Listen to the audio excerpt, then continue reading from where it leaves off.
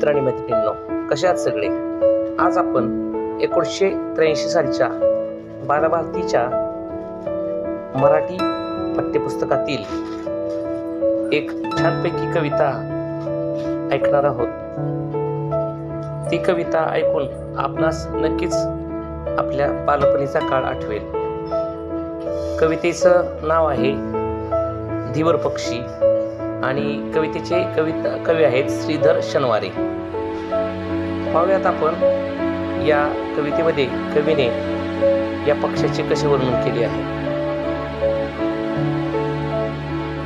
तळ्याकाठी गाती लाटा, लाटामध्ये उभे झाड, झाडावर दिवराची हाले चोच लाल जाड, शुभ्र छाती पिंगे पोट, जसा चाफा यावा फुली, पंख जणू थंडी मध्ये बंडी घाले आमसुली, जांभळाचे तुझे डोळे, तुझी बोटे जास्वंदीची, आणि छोटी अखेरची पिसे जवस फुलांची,